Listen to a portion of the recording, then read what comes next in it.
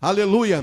Em 1 Samuel, capítulo de número 17, versículo 16, nos diz a Bíblia Sagrada: chegava-se, pois, o filisteu pela manhã e à tarde, apresentou-se por 40 dias, desafiando: dá-me um homem para que ambos pelejemos. O desafio está aí. O gigante tem desafiado o povo de Deus. 40 dias foi o tempo em que o gigante, de manhã e de tarde, desafiava o povo de Deus. Eu e você estamos sendo desafiados. Eu e você estamos sendo desafiados. A igreja do Deus vivo está sendo desafiada. Aleluia. Precisamos encarar este gigante.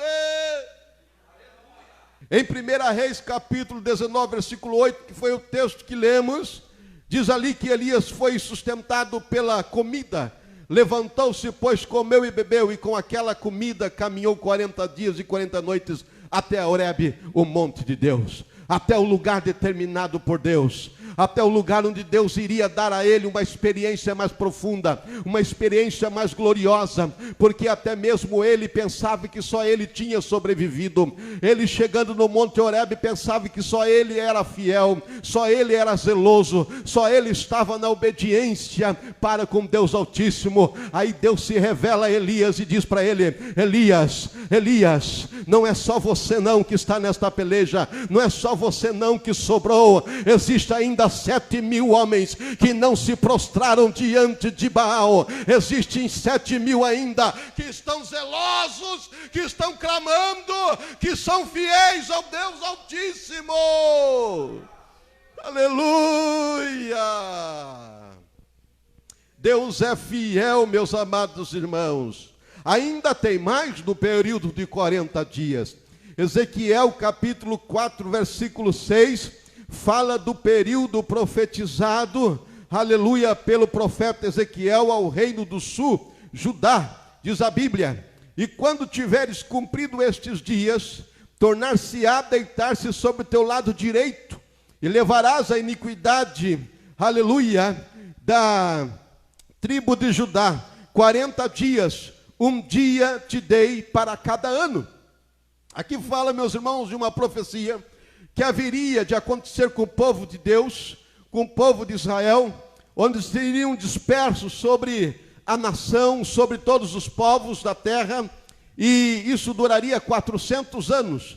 Isso que ocorreu e veio se restabelecer novamente em Israel com a revolta dos Macabeus. Nesses 40 dias, Deus tem propósito para despertar dons de profecia, despertar dons de vidas que estão com seus dons adormecidos, que precisa despertar para ser usado nas mãos do Deus Altíssimo.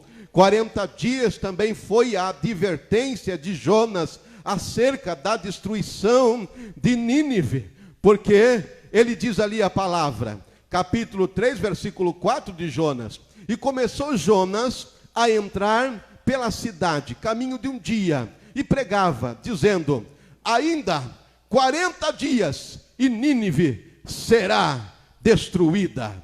E os homens de Nínive creram em Deus. Você pegou? Você não pegou a mensagem? 40 dias na quarentena foi o período em que Deus deu para aquele povo se arrependesse. E eles ouviram a palavra. Eles atentaram à palavra de advertência. É importante que se diga que Nínive, ela não foi ameaçada a ser destruída. Havia um decreto, um veredito que ela seria destruída, porque não havia mais como salvar a Nínive. Mas, meus irmãos, o efeito ocorreu de forma contrária, porque todos naquela cidade ouviram a palavra, atentaram para a palavra do profeta, creram na palavra, se humilharam diante de Deus, apregoaram um jejum que nem homem, mulher, crianças e até mesmo os animais, nem vaca, boi, gado, nem cachorro, nenhum alimento, todos iriam jejuar. A humilhação foi tão tão grande, meus amados irmãos, que Deus se arrependeu de destruir Nínive. Bendito seja o nome do Senhor. A quarentena também serve para nos advertir, a dar atenção à voz de Deus. A quarentena também, meus irmãos, já foi o texto a qual nós abordamos aqui, a tentação de Jesus no deserto. E 40 dias foi tentado pelo diabo. Está lá em Lucas, capítulo 4, versículo 2, que também está em Mateus, capítulo 4. E 40 dias foi tentado pelo diabo. Naqueles dias não comeu coisa alguma, mas terminado os dias, teve fome. Também, meus irmãos, foram os dias das quais Jesus se apresentou aos seus discípulos. Está em Atos capítulo 1, versículo de número 3. Diz assim a Bíblia: aos quais também, depois de ter padecido, se apresentou vivo, com muitas e infalíveis provas, sendo vista por eles por espaço de 40 dias, e falando das coisas concernentes ao reino de Deus. Meus queridos e amados irmãos, toda a quarentena tem o seu propósito. Todo período de dia, a qual se estabelece na história, se estabelece na vida do homem, se estabelece na vida da cidade, da nação, e por que não dizer, no mundo todo, tem um propósito definido da parte do Altíssimo. O que precisa saber, o que precisamos saber, é que precisamos abrir os nossos olhos, abrir os nossos ouvidos, para entender o que Deus está falando. A Bíblia fala assim: aquele que tem ouvidos, ouça o que o Espírito Santo diz à igreja. Quem tem ouvidos, ouça o que o Espírito Santo está revelando à igreja. Bendito seja o nome do Senhor. A importância, meus amados irmãos, de atentarmos para este período de quarentena, a qual nós estamos abordando nesses dias. Não é tempo de ficarmos desapercebidos. Não é tempo de cochearmos em dois pensamentos. Será que é, será que não é? Será que eu vou, será que fico? Será que eu creio, será que eu não creio? Não é tempo para nós ficarmos mornos. A Bíblia fala em Apocalipse que aquele que é sujo, suje-se mais ainda. Aquele que é limpo, limpe-se mais ainda, purifique-se mais ainda. É tempo de mergulharmos nas profundezas das revelações do Altíssimo. É tempo de nos santificar mais, aleluia. E assim como foi nos dias de Noé, é tempo de nós atendermos, porque Jesus disse que como foi nos dias de Noé, também serão estes dias. Casavam-se, davam-se em casamento e veio o dilúvio. Vamos abrir os olhos, meu irmão, minha irmã, meu amigo que está me ouvindo aqui nesta noite. Abra os seus ouvidos espirituais e compreenda o que Deus está falando à sua igreja e à humanidade nestes dias. Tempo de quarentena é tempo de lágrimas, sim. Quantos choros, quantas famílias estão chorando pelos seus entes queridos, estão chorando pelos seus familiares que estão partindo.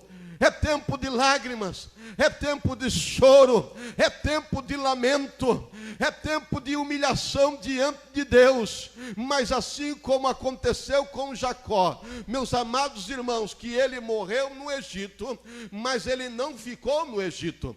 José, meus amados irmãos, naquela ocasião, ele com o seu pai, levou Jacó para a terra a qual pertencia ao povo de Deus. Sabe o que eu entendo com isso, meus irmãos? Aleluia! Aqueles que estão em Cristo Jesus, ainda que choremos, ainda que derramemos lágrima por alguém que parte, pois isso é natural. Neste mundo ninguém vive para sempre, nesta terra ninguém vive para sempre, seja de uma maneira ou seja de outra, haveremos de partir pela pela fase da morte ou pelo arrebatamento da igreja. Bendito seja o nome do Senhor. Mas independente qual seja a nossa partida deste mundo, o que importa, meus irmãos, é que nós morreremos e não ficaremos no Egito, e não ficaremos neste mundo. Iremos para uma pátria, para um lugar a qual Jesus Cristo foi preparar para nós. E ele diz em João 14: